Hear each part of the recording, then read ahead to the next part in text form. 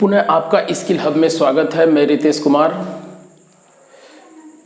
आपको हम लिए चलते हैं आज बिहार के भूगोल में, जहां हम भौगोलिक विभाजन को देख रहे हैं। जैसा कि आपको मालूम है कि इसके पहले हमने बिहार के इतिहास को देखा। बिहार के इतिहास को हमने अंतिम शासक, अंतिम साम्राज्य मगध वंश का जो पाल वंश था, पाल वंश को भी देख लिया है। और पाल वंश के बाद हमने सेन वंश को देखा है, जिसके अंतिम शासक लक्ष्मण सेन हुए थे। और लक्ष्मण सेन को अंतिम हिंदू शासक भी कहा जाता है, जैसा कि आपको बताया गया है। इसका प्रमुख कारण यह है कि सेन वंश के जो अंतिम शासक लक्ष्मण सेन हुए थे, उनको अंतिम हिंदू शासक इसलिए कहा जाता है क्योंकि 1193 ईस्वी में बख्तियार खिलजी का बिहार और बंगाल पर लगभग शासन हो जाता है और 1206 ईस्वी तक रहता है। और 1206 ईस्वी के उपरांत मगध वंश पर मुगल काल का शासन हो जाता है और प्रथम वंश गुलाम वंश की स्थापना कुतुबुद्दीन ऐबक के द्वारा किया जाता है, जैसा कि आपको हमने पिछले वीडियो में बताया है। तो आज हम बिहार के इतिहास के बाद हम आज देख रहे हैं बिहार का भूगोल। बिहार के भूगोल में हम चलिए देखते हैं आज बिहार के भूगोल में बिहार का भौतिक विभाजन। साथियों, बिहार का भौतिक विभाजन हम देखते हैं सर्वप्रथम कि बिहार को कितने भागों में बांटकर हम देख सकते हैं, कहां कहां से किस प्रश्नों को लिया जाता है, ताकि आपको याद हो जाए, क्रम वाइज तरीके से याद हो जाए, जिसको आप पढ़ सके और आने वाले किसी भी एग्जाम का आसानी से उत्तर दे सके। इसलिए हमने इनको कैटेगरी वाइज बांट कर देखा है, जिसमें हमने बिहार का भौतिक विभाजन को देखा, जगह दिया है। चलिए हम देखते हैं बिहार का भौतिक विभाजन। बिहार का भौतिक विभाजन 3 भागों में किया गया है। तराई क्षेत्र, जिसको पर्वतीय क्षेत्र भी कहते हैं। दूसरा मैदानी भाग, जो बीच का भाग होता है। तीसरा पठारी। कहने का अर्थ है कि बिहार का भौतिक विभाजन जो तराई क्षेत्र है, अर्थात हम कह सकते हैं कि बिहार के सबसे ऊपरी भाग, जहां हम शिवालिक श्रेणी को देखते हैं। शिवालिक श्रेणी जो हमारा पश्चिमी चंपारण के सटा हुआ क्षेत्र आता है, उसके नीचे के भाग को हम तराई क्षेत्र कहते हैं, पर्वतीय क्षेत्र कहते हैं। उसके बाद के भाग को हम मैदानी भाग कहते हैं और उसके सबसे नीचे के भाग जो झारखंड से सटा हुआ क्षेत्र है, उसको हम पठारी भाग कहते हैं। बिहार के उत्तरी भाग नेपाल है। नेपाल हिमालय श्रृंखला से सटा हुआ है। बिहार के सीमावर्ती क्षेत्र से जो हिमालय गुजरती है उसे शिवालिक श्रेणी कहते हैं। बिहार के सीमावर्ती क्षेत्र से जो हिमालय गुजरती है उसे शिवालिक श्रेणी कहते हैं। चलिए हम एक बार मैप को देखते हैं। यदि मैप को आप ध्यान में रखकर पढ़ते हैं तो आपको ज़्यादा समझ में आएगा। जैसे हम देखते हैं कि बिहार का ये हमारा एक प्रकार का मान लेते हैं कि ये क्षेत्र है। शायद इस तरह बिहार का नक्शा है हमारा, थोड़ा सा बेहतर नहीं बन पाया, और भी बेहतर हो सकता था। जैसे हम इसको देखते हैं, ये भाग, ये हमारा हो जाता है इस तरह का। ये भाग है हमारा। ये भाग जो हमारा है ये शिवालिक श्रेणी है। यही हमारा नेपाल है और ये शिवालिक श्रेणी, हिमालय की जो श्रेणी है, हिमालय से जो सटा हुआ भाग है, जो नीचे का भाग है, उसको हम शिवालिक श्रेणी कहते हैं, जो हमारे बिहार से सटा हुआ है। और ये शिवालिक श्रेणी जो है ये हमारा पश्चिमी चंपारण में सटा हुआ है। पश्चिमी चंपारण में सटा हुआ भाग है, जो यहाँ कह भी रहा है कि बिहार के सीमावर्ती क्षेत्र से जो हिमालय गुजरती है, अर्थात बिहार के इसी भाग से गुजरती है, इसी भाग से जो हमारा हिमालय गुजरता है उसे हम शिवालिक श्रेणी कहते हैं। उत्तर प्रदेश से जब गंगा बिहार में प्रवेश करती है तो मुख्य रूप से बिहार को 2 भागों में काटती है। हमारी गंगा जो उत्तर प्रदेश से यहाँ से गुजरती है।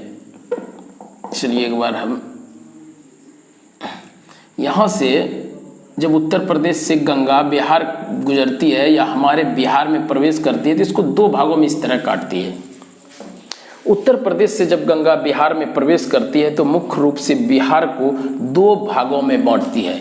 ये हमारा गंगा है, दो भागों में बांटती है। ऊपर के भाग को हम उत्तरी बिहार कहते हैं और नीचे के भाग को हम दक्षिणी बिहार भी कहते हैं। अर्थात हम कह सकते हैं कि ऊपर वाले भाग को उत्तर गंगा का मैदान, इसको हम उत्तर गंगा का मैदान कहते हैं।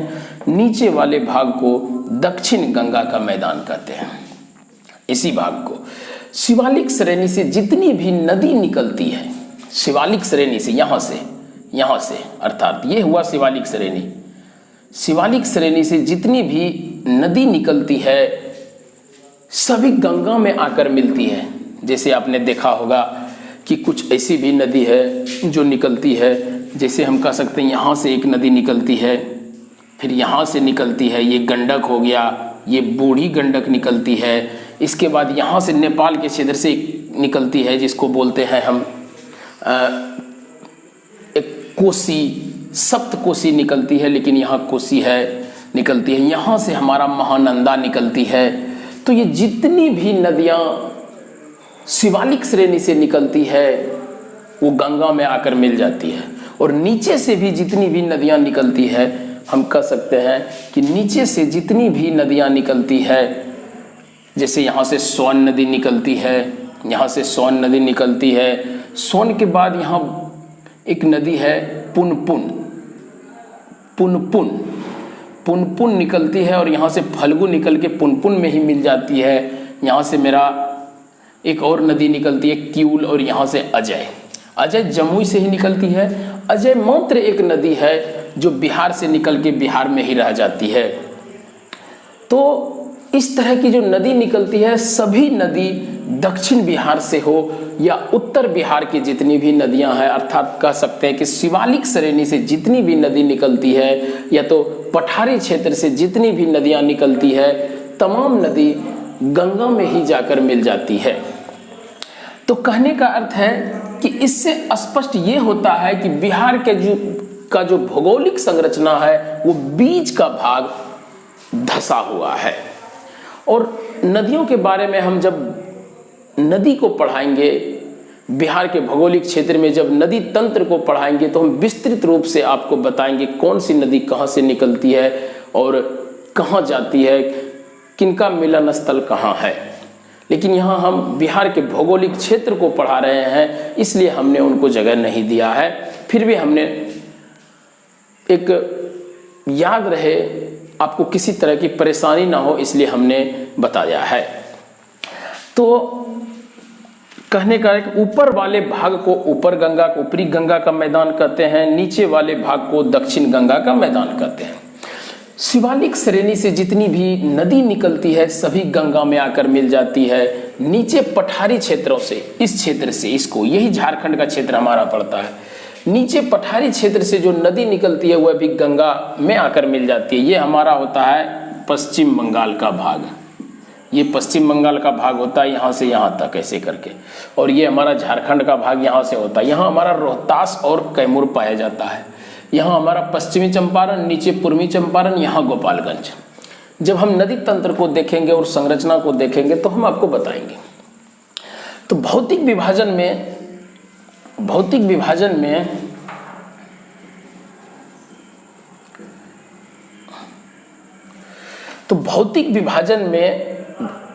दो प्रकार से किया गया है। 3 प्रकार से इनका भौतिक विभाजन, जैसे हमने आपको बताया तराई क्षेत्र जो पर्वतीय तराई क्षेत्र है, दूसरा है मैदानी भाग, मैदानी भाग में है उत्तर गंगा का मैदान, दूसरा है दक्षिण गंगा का मैदान, दक्षिण गंगा का मैदान। भौगोलिक क्षेत्र में पर्वतीय या तराई क्षेत्र में आता है सोमेश्वर श्रेणी, रामनगर दून और दून घाटी।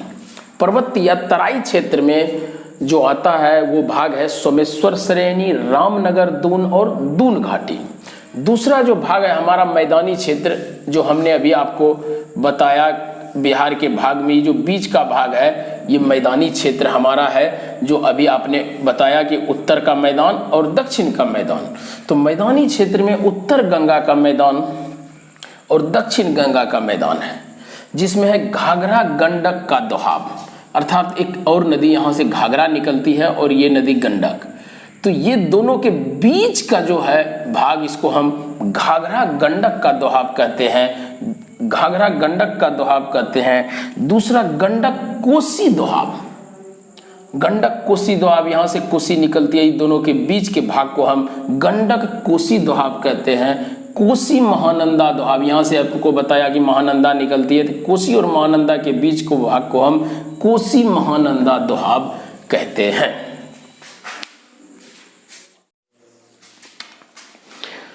भौतिक विभाजन में हम उत्तर गंगा के मैदान को देखा, अब हम दक्षिण गंगा के मैदान को देख रहे हैं, जिसमें है गंगा सोन का दोहाब, मगध का मैदान, अंग का मैदान। जैसा कि हमने अभी साथियों आपको बिहार के मैप को दिखा रहे थे, मैप के को देखकर बता रहे थे, जैसे कि ये हमारा बिहार का मैप है, तो नीचे के जिस तरह से यहाँ उत्तर प्रदेश से गंगा बिहार को दो भागों में बांटती है, नीचे के भाग को, ऊपर के भाग को ऊपरी गंगा का मैदान, नीचे के भाग को दक्षिणी गंगा का मैदान कहते हैं। तो इस तरह गंगा सोन दोहाब, तो ये गंगा नदी है, यहीं से सोन नदी निकल रही है, सोन नदी, इस भाग को हम गंगा सोन दोहाब कहते हैं। इस भाग को जो बीच का भाग है ये मगध का भाग है, इस भाग को हम मगध का मैदान कह रहे हैं। अंग का मैदान, इस भाग को यहाँ भागलपुर, अंग जो हमारा अंग प्रदेश है, इस भाग को हम, जो हमारी वर्तमान भागलपुर और मुंगेर का क्षेत्र है, इस भाग को हम अंग का मैदान कह रहे हैं। तो अभी हम दक्षिण गंगा के मैदान को देख रहे थे, जहाँ गंगा सोन का दोहाब था, ये भाग है हुआ, मगध का मैदान ये भाग हो गया, अंग का मैदान ये भाग हो गया। तो इसके बाद हम लिए चलते हैं आपको दोहाब किसे कहते हैं और दून किसे कहते हैं। अभी हमने वहाँ रामनगर दून को देखा था, दून घाटी को पढ़ा था, तो चलिए हम देखते हैं दून किसे कहते हैं। दो पहाड़ियों के बीच के क्षेत्र को, दो पहाड़ियों के बीच के क्षेत्र को दून कहते हैं और दो पानी वाले क्षेत्र को दोहाब कहते हैं। जैसे अभी हमने देखा कि ये गंगा का मैदान है, ये हमारा सोन का मैदान है, तो ये हमारा बाउंड्री वॉल होता है बिहार का, तो इस भाग को हम दोआब कहते हैं, अर्थात दो माने दो, आब मतलब दो पानी के क्षेत्र, अर्थात गंगा और सोन के बीच का जो क्षेत्र है, इस भाग को हम गंगा सोन दोआब कहते हैं। तो तीसरा एक और भाग है पठारी क्षेत्र। भौतिक विभाजन में हमने देखा तराई क्षेत्र, तराई क्षेत्र में जो हमने सोमेश्वर की पहाड़ी को देखा, रामनगर दून को देखा और दून घाटी को देखा। दूसरा हमने देखा दक्षिण गंगा का मैदान, जिसको मैदानी भाग कहते थे, उसमें दो भाग था, उत्तर गंगा का मैदान और दक्षिण गंगा का मैदान। तीसरा है पहाड़ी क्षेत्र।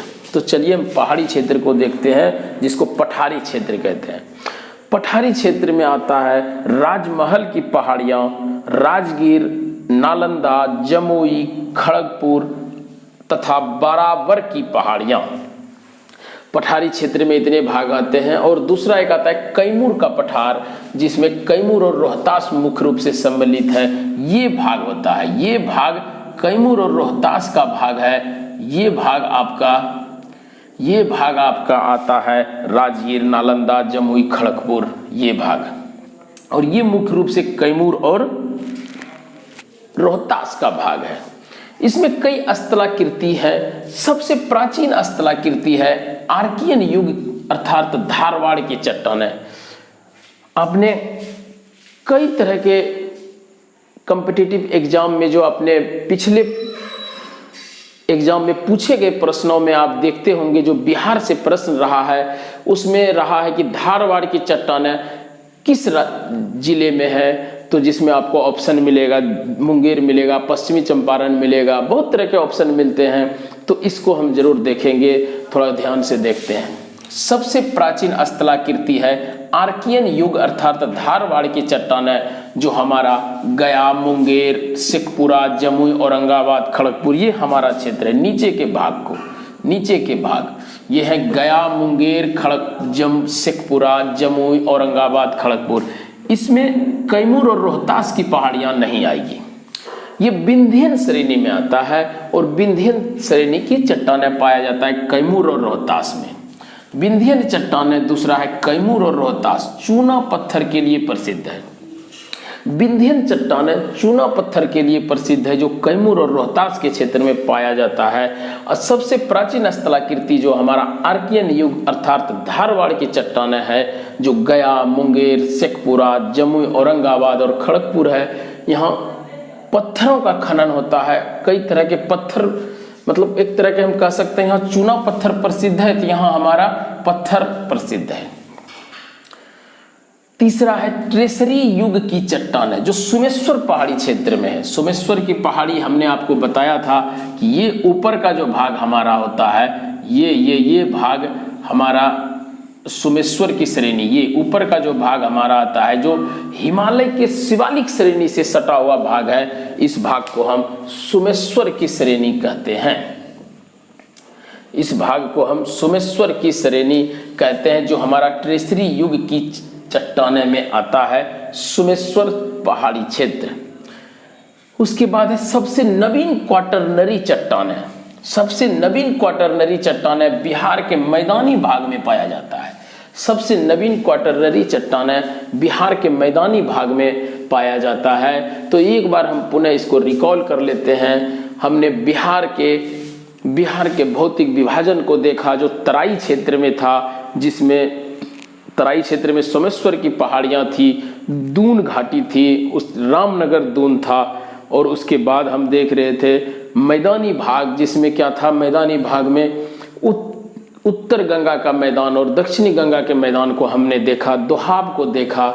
इसके बाद थे पहाड़ी क्षेत्र, और उसके बाद हमने स्थलाकृति को देखा, जो धारवाड़ की चट्टानें आपका मुंगेर, खड़गपुर, शेखपुरा, गया, नालंदा यहाँ पाया जाता है। इसके बाद हमने देखा क्वाटरनरी चट्टानें, आर्कियन युग की चट्टानें, जैसा कि आप देख सकते हैं, आर्कियन युग की चट्टानें, धारवाड़ चट्टानें, विंध्यन चट्टानें, ट्रेजरी युग की चट्टानें, और सबसे नवीन क्वाटरनरी चट्टानें, जो बिहार के मैदानी भाग में पाया जाता है।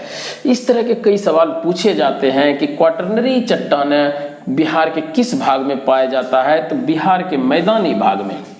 विंध्यन चट्टानें कहाँ पाया जाता है, तो कैमूर की पहाड़ियों में कह सकते हैं, अर्थात कैमूर और रोहतास में, जो चूना पत्थर के लिए प्रसिद्ध है। ट्रेसरी युग की चट्टानें, जो सोमेश्वर की पहाड़ी क्षेत्र में पाया जाता है।